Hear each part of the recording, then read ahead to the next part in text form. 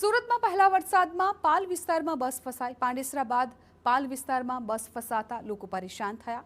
તંત્રની પ્રિમોન્સૂનની કામગીરીના દાવા વચ્ચે બસ ફસાઈ.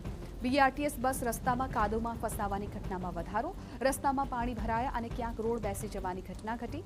સદનસીબે ઘટનામાં કોઈ જાનહાનિ નથી થઈ.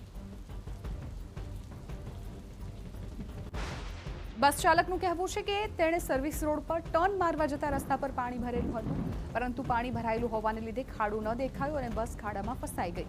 ત્યારે બિસ્માર રસ્તા પર બેરિકેડ કેમ ન મુકાયા તે અંગે પણ સવાલ ઉભા થયા.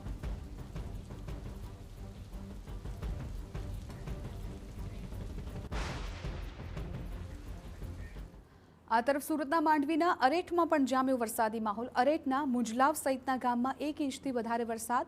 વાદળછાયા વાતાવરણ બાદ વરસાદ ખાબક્યો. વરસાદને પગલે રસ્તા પર પાણી વહી ગયા. વરસાદ આવતા જ વાતાવરણ ખુશનુમા બન્યું. સુરતમાં જિલ્લાભરમાં સાર્વત્રિક વરસાદ. ઉમરપાડા તાલુકામાં મેઘરાજાએ ધમાકેદાર એન્ટ્રી કરી.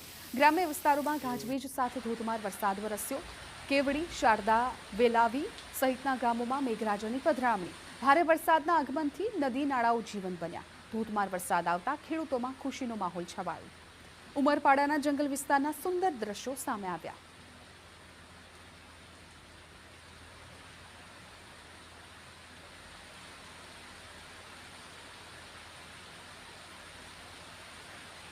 તો આ દ્રશ્યો સુરતના ઉમરપાડા વિસ્તારના છે. આ દ્રશ્યો જુઓ જંગલ વિસ્તારના કે જ્યાં ખળખળ નદી વહેતી હોય તેવા દ્રશ્યો ચોમાસા પહેલા જ આવવા લાગ્યા છે.